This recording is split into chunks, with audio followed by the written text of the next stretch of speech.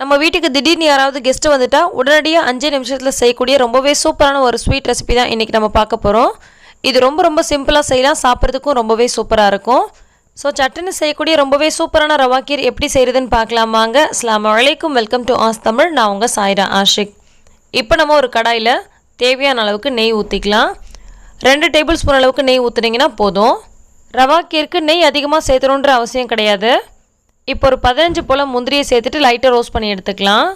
நெய் லைட்டாக சூடான உடனேவே முந்திரியை போட்டுருங்க. மிதமான தீயில் வச்சு முந்திரியை வறுத்து எடுத்துக்கோங்க. ஹையில் வச்சு வறுத்தா உடனே நிறம் மாறிடும், ஆனால் சரியாக வறுபட்டு வராது. ஸோ மிதமான தீயில் வச்சு வறுத்ததுக்கப்புறமா இது கூட நம்ம கொஞ்சம் போல் உலர்ந்த திராட்சை சேர்த்துக்கலாம்.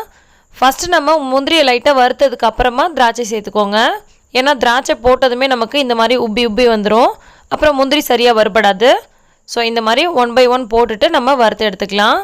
இப்போ வறுத்து எடுத்ததுக்கப்புறமா கொஞ்சமாக நெய் இருக்குது இல்லையா, இதே கடாயில் 1 கப் அளவுக்கு ரவை சேர்த்துட்டு கூடவே அரை டீஸ்பூன் அளவுக்கு ஏலக்காய் தூள் சேர்த்துட்டு இதை நல்லா வறுத்து எடுத்துக்கலாம். ரவையும் மிதமான தீயில் வச்சு நல்லா வறுக்கணும். இந்த மாதிரி நல்லா வறுத்து செய்யும் போது தான் நமக்கு டேஸ்ட் ரொம்பவே நல்லாயிருக்கும், அதே மாதிரி குவான்டிட்டி நிறையா கிடைக்கும். இப்போ ரவை நல்லா வறுபட்டுருச்சு. நெய்யில் வறுக்கிறதுனால ரொம்பவே டேஸ்ட்டாக நல்ல வாசனையாக இருக்கும். இப்போ இது கூட 2 கப் அளவுக்கு பால் சேர்த்துக்கலாம். கூடவே 1 கப் அளவுக்கு தண்ணியும் சேர்த்துட்டு கொஞ்சம் கூட கெட்டிகள் இல்லாத மாதிரி நல்லா கலந்து விட்டுக்கலாம். அதுக்கப்புறம் நமக்கு எவ்வளோ தேவையோ அந்த அளவுக்கு தண்ணியோ அல்லது பாலோ கூட சேர்த்துக்கலாம். நிறைய பால் ஊற்றி செஞ்சிங்கன்னா டேஸ்ட் ரொம்ப நல்லாயிருக்கும். அல்லது இந்த மாதிரி பால் கொஞ்சமோ தண்ணி கொஞ்சமோ கலந்து கூட செஞ்சுக்கலாம். பாலோ தண்ணியோ எதுவாக இருந்தாலும் கொஞ்சம் எக்ஸ்ட்ராவாக ஊற்றி வேக வச்சுக்கோங்க. ஏன்னா ரவை வேக குவான்டிட்டி நிறைய ஆகும். அப்போ தண்ணி பத்தலைன்னா கொஞ்சம் இறுகின மாதிரி ஆகிடும். ஸோ எக்ஸ்ட்ராவாக தண்ணி ஊற்றி வேக வச்சுக்கோங்க. இப்போ கொஞ்சம் நேரத்துக்கு நல்லா கொதித்து நல்லா வெந்து வந்துடுச்சு. ரவை நல்லா வெந்து வந்ததுக்கப்புறமா நம்ம இதில் தேவையான அளவுக்கு சர்க்கரையை ஆட் பண்ணிக்கலாம். நான் இன்றைக்கி 1 கப் அளவுக்கு சர்க்கரை ஆட் பண்ணுறேன். உங்களுக்கு எந்த அளவுக்கு இனிப்பு சுவை தேவையோ அதுக்கு தகுந்த மாதிரி சர்க்கரை வந்து கூடவோ குறைச்சலாவோ சேர்த்துக்கோங்க. சர்க்கரை சேர்த்துட்டு இந்த மாதிரி நல்லா கலந்து விட்டுக்கலாம். பாலும் தண்ணியும் ஊற்றி ரவை நல்லா கொதித்து வெந்ததுக்கப்புறமா சர்க்கரை சேர்த்துக்கோங்க. ஃபஸ்ட்டே சர்க்கரை சேர்த்துட்டிங்கன்னா ரவை சரியாக வேகாது. ஸோ ரவை நல்லா வெந்ததுக்கப்புறமா சர்க்கரை சேர்த்து கொஞ்சம் நேரம் கொதிக்க விட்டதுக்கப்புறமா இப்போ நம்ம கடைசியாக கொஞ்சம் போல் தேங்காய் துருவல் ஆட் பண்ணிக்கலாம்.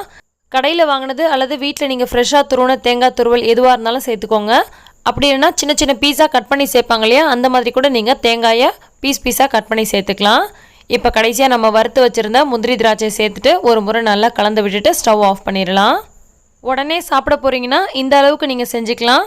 இல்லை கொஞ்சம் நேரம் கழித்து சாப்பிடுவீங்கன்னா இன்னும் கொஞ்சம் தண்ணியாக வச்சுக்கோங்க. ஏன்னா இது ஆற கொஞ்சம் கெட்டியாகிட்டே வரும்.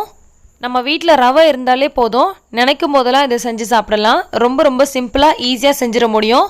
ஸோ நம்ம வீட்டில் சொல்லாமல் கொள்ளாமல் விருந்தாளி வந்துட்டா கூட இந்த ரெசிபி 5 நிமிஷத்தில் செஞ்சு வச்சிடலாம். இந்த ரெசிபி உங்களுக்கு பிடிச்சிருக்கும்னு நினைக்கிறேன். பிடிச்சிருந்தா லைக் பண்ணி ஷேர் பண்ணுங்கள். எல்லா புகழும் இறைவனுக்கே. நன்றி.